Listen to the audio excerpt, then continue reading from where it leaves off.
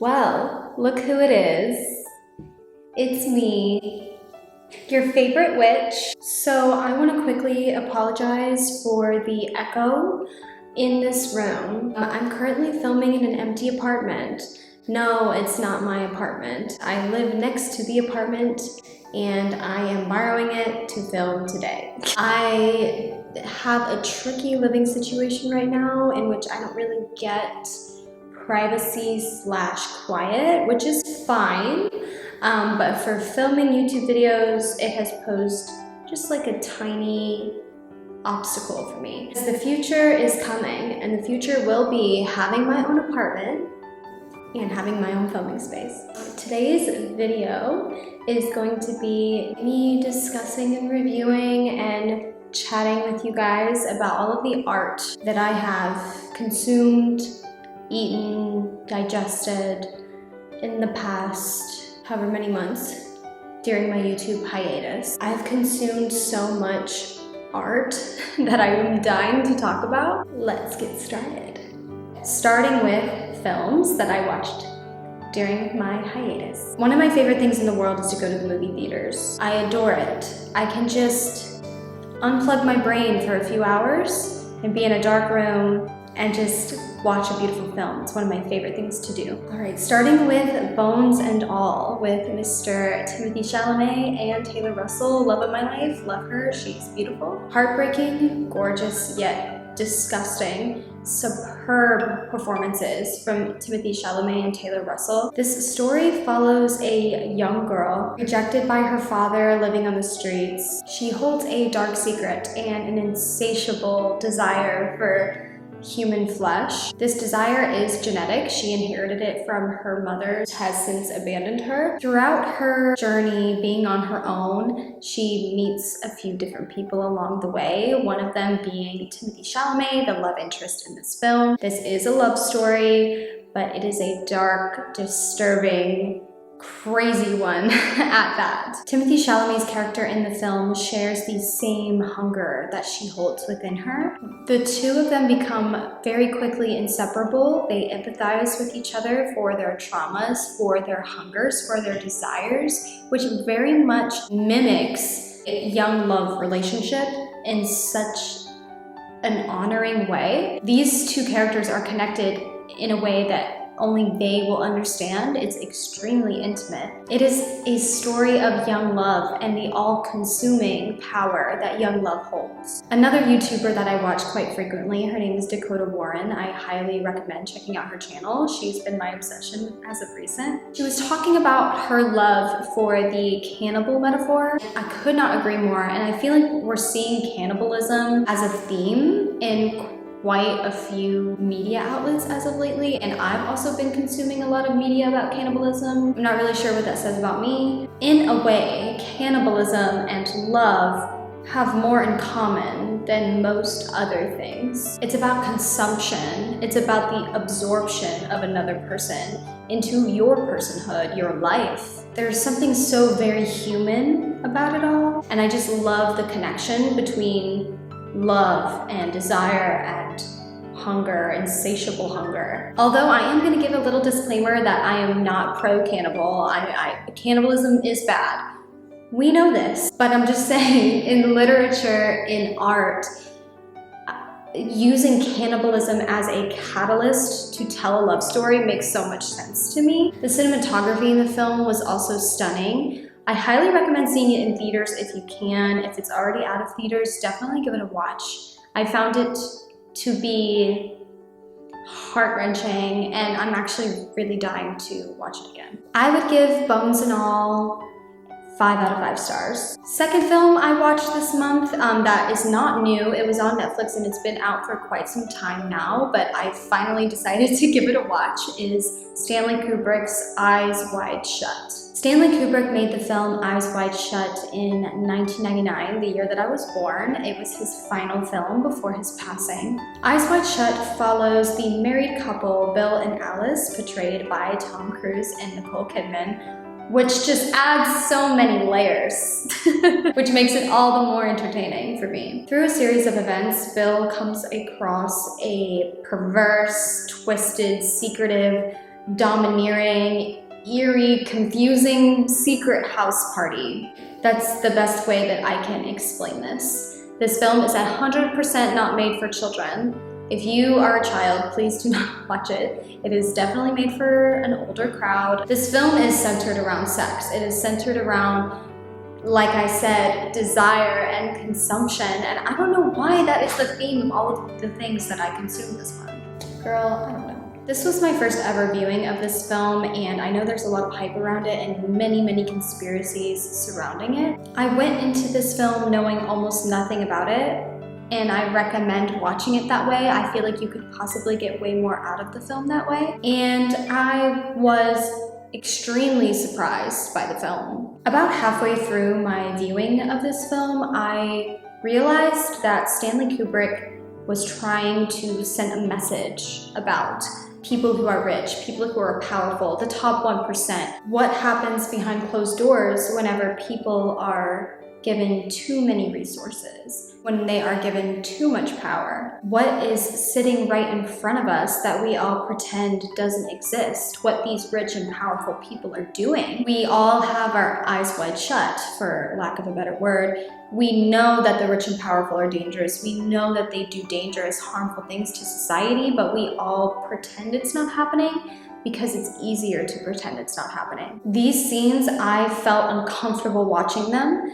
I know the purpose behind them was to make us uncomfortable. The film portrays sex in such a stiff, unintimate, cold way that I don't think that the film was celebrating these acts or these rich, powerful people in any way. The film also vaguely touches on female sexuality in all of its nuance, but overall I would say the focus is more so on that pesky 1% of society and the flaws they proudly display with little to no remorse. I'm gonna give it 4 out of 5 stars, simply because I wouldn't say it's rewatchable. It's definitely like a one and done film. Next film I saw this month was The Menu, starring Nicholas Hoult, Ralph Fiennes, and Anya Taylor-Joy, my wife.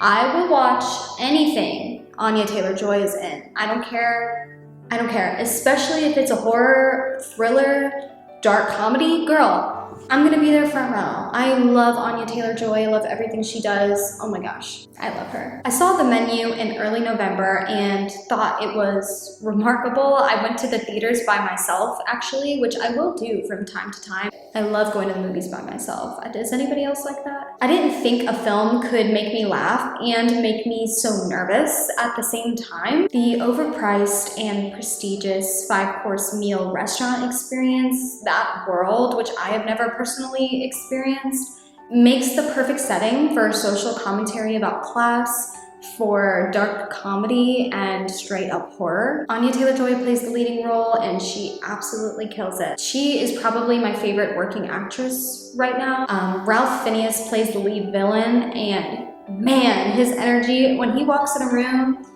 he plays this role like with such a commanding, domineering, intimidating, condescending way. Every time Ralph Fiennes' character came on the screen, I was like squirming in my seat. Ralph Fiennes is a damn good actor that knows how to play a bad guy. This film was fun, it was entertaining, it had a lot of social commentary, it's definitely rewatchable. I will give it 4.5 out of 5 stars. And the last notable film that I watched during my YouTube hiatus was A Faithful Man, starring Lily Rose Depp, which is the only reason that I watched it.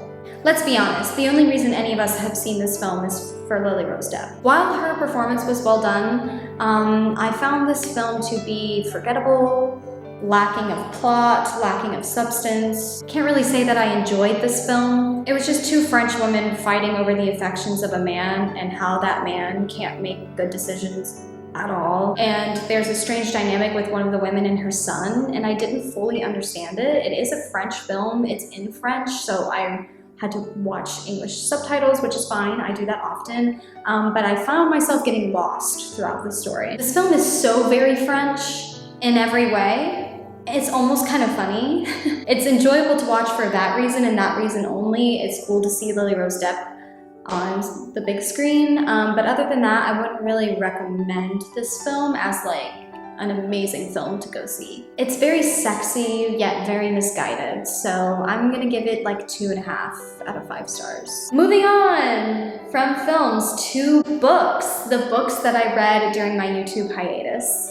Starting off strong with Miss Ottessa Moshfegh's newest novel, Lapvona. This is my 4th Ottessa Moshfegh novel I have read, and the last one I need to read still is Death in Her Hands. And I'd love it if you guys let me know if Death in Her Hands is any good, your opinions on it. I would love to know if you want to leave that in the comments below. This novel, Lapvona, was probably the most unique storyline Moshfegh has produced thus far. Taking place in the Middle Ages, Lapvona is brutal, it's unforgiving to its characters. It is an exploration of misogyny and what would happen to our society if all loving feelings, all love in and of itself was replaced with brutality, with hatred.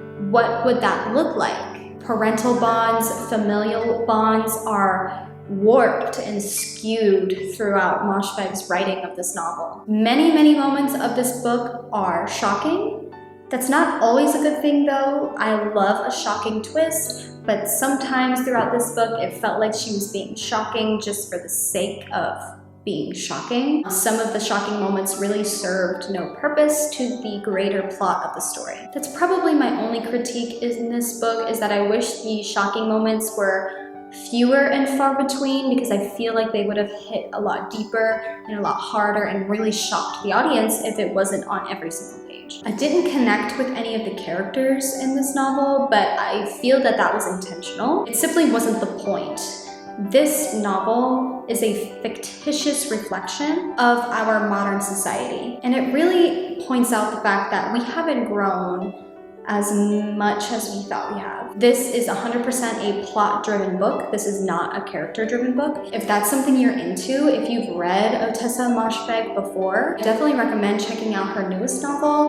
It was worth the read, it was entertaining, wouldn't read it again. It's not my favorite of hers, but it was definitely a wild ride. I'm gonna give Lapvona like a 3.5 steady 4 out of 5 stars. Next novel is my favorite thing I read this month. Oh my gosh, I can't believe it took me this long to read this book.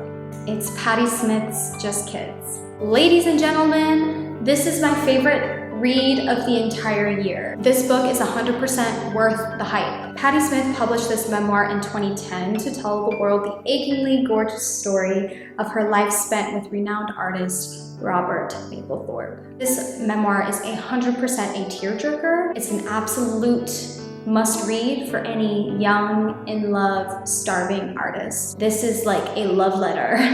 It feels like a love letter from Patti to us, of the newer generation of, I was there once before too. I was a starving artist too. I was in love with a boy once too. Raise your hand if you are a young, in love, starving artist.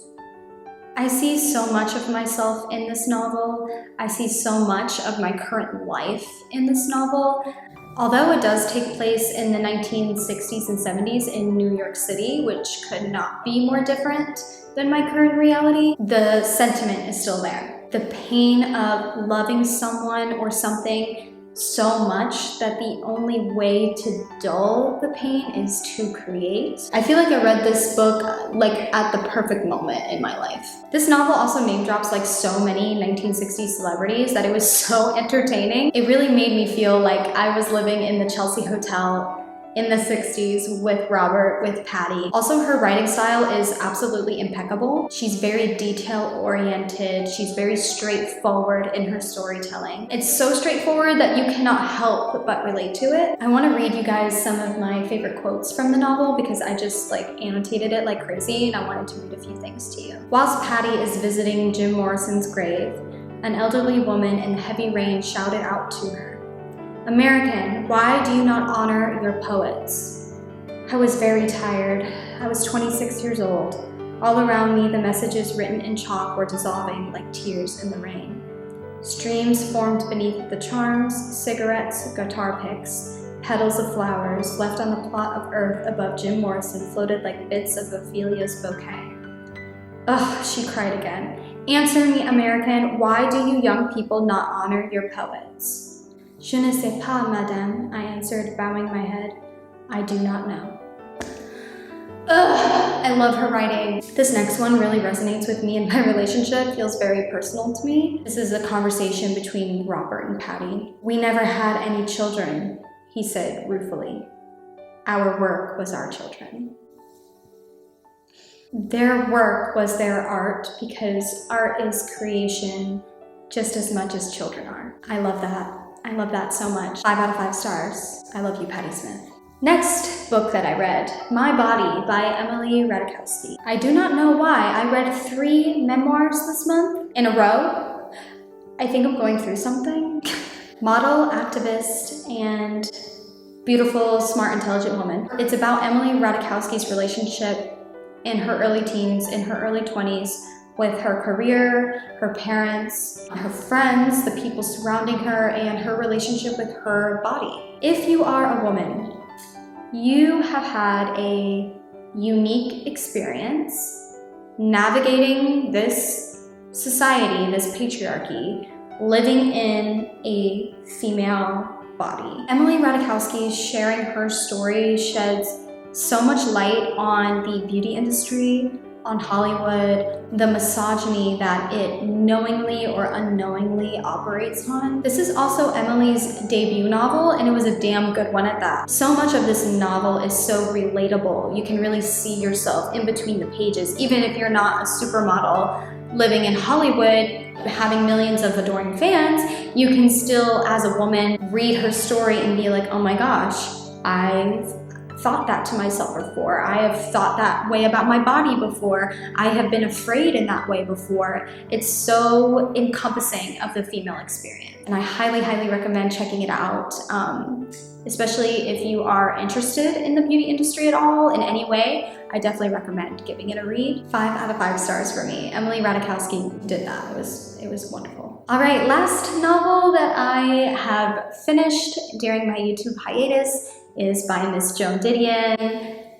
We love Joan Didion. I read The Year of Magical Thinking. This is one of the sadder books I've read this hiatus and probably the entire year. This is a very, very heavy novel. Very heavy. Joan Didion's novel follows her journey through the grieving process, the year following her husband of 40 years sudden, unexpected death at the dinner table in their home, following coming home from seeing their daughter in the ICU who was dying from pneumonia. So not only did Joan Didion lose her husband, she also had to witness her child, her only child, go through the most harrowing, life-changing, difficult health issues and events following that. Joan Didion is a legendary writer for a reason. Her ability to articulate grief and the spectrum of illogical human emotion and the sheer chaos of it just remains unmatched. Her ability to put that into words is insane. Joan Didion has been through losses that I cannot relate to, but I know are on the way the older that I get. She has an ability to tell her story in such a way that makes you anticipate your own. All right, guys, moving on to music. The albums/songs I have consumed, listened to for the first time during my YouTube hiatus, and I am so excited to talk about Preacher's Daughter by Ethel Cain. I've been absolutely dying to talk about this album. This is Ethel Cain's debut album, which is insane because it's literally one of the best albums I've ever heard. Preacher's Daughter, written by Hayden and Anhedonia, I don't want to mispronounce her name, as a concept album from her alter ego, follows Ethel Cain on her journey escaping the church, reflecting on the nature of her southern hometown, recounting her family tree, and dissecting the idea of the American dream. Falling in love and moving out west, she spirals into unspeakable darkness as she is in the grasp of an abusive and exploitative man. An exploitative man that decides to end her life, and this is how the album ends, by eating her alive. Like I said earlier, you guys were probably like, Carissa, what do you mean that's relatable? Well, she's from Florida. She's a preacher's daughter, unfortunate for me. Loads of religious trauma, and is wanting to move out west. It not only has insane production and lyricism and just superb execution. Storytelling in this album really blows you away. Ethel Cain made this concept album flawlessly. Just a few words that I wrote down that I feel like really sums up this album: religion, family, sexuality, love, hopelessness, exploitation, purity. This album is 100% for the religious trauma girlies. If you have religious trauma, please sit down with the lyrics in front of you, a pair of headphones, and just really take the time to really listen to this album. Don't just like put it on casually, like listen to the story. Not everyone has witnessed that experience firsthand the way that Hayden has.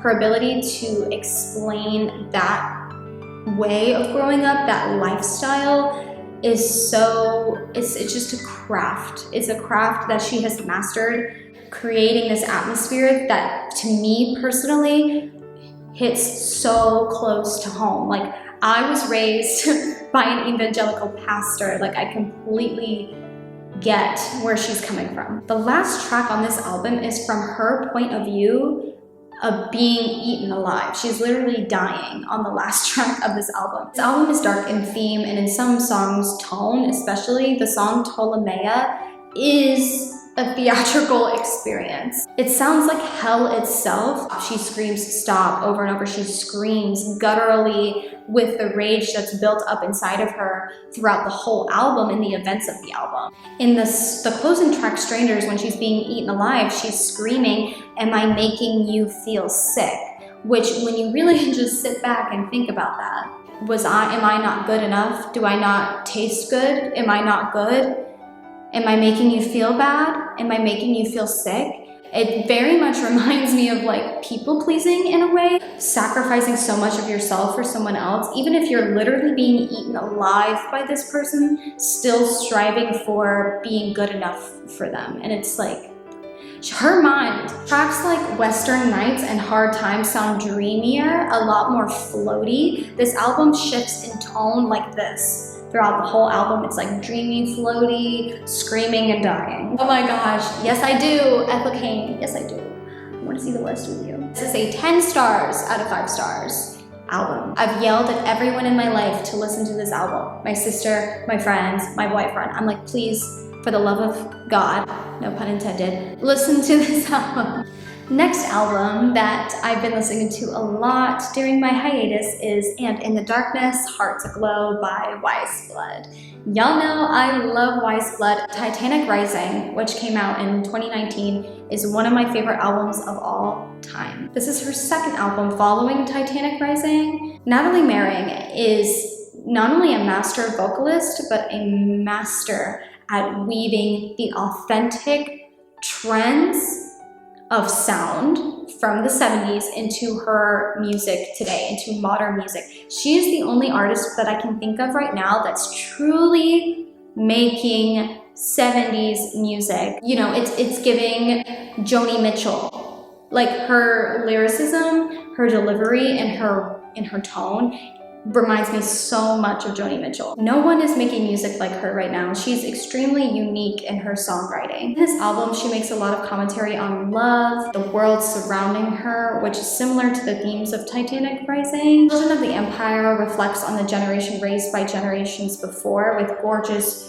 transportative production. In Holy Flux is transcendent, and it's rare that I want to replay an interlude, but In Holy Flux is gorgeous. God Turned Me Into a Flower creates its own dreamscape and a heaven-like ambiance. Grapevine is my favorite song on the album. The music video for it is absolutely gorgeous as well. I definitely recommend giving that a watch. I still think I prefer Titanic Rising to this album, but I would say this was a solid follow-up for Natalie. 4 out of 5 stars.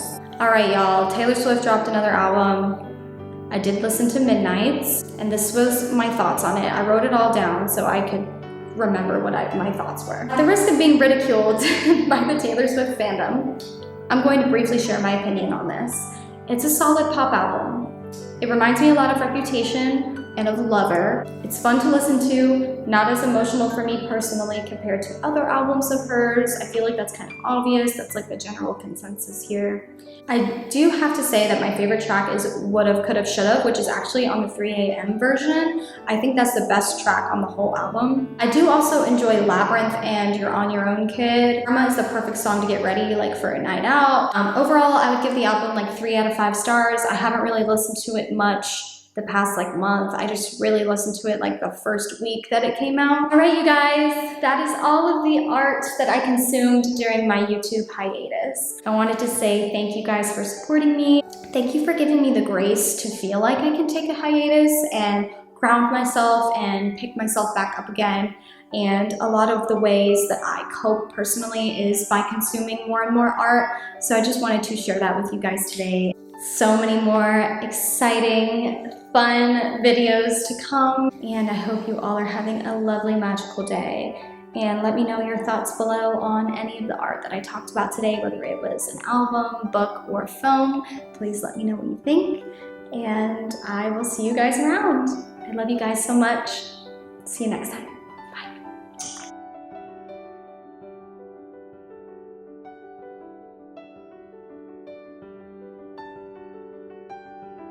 I think this looks cuter to the side. This looks cuter to the side. Yes, it does. Yes, it does.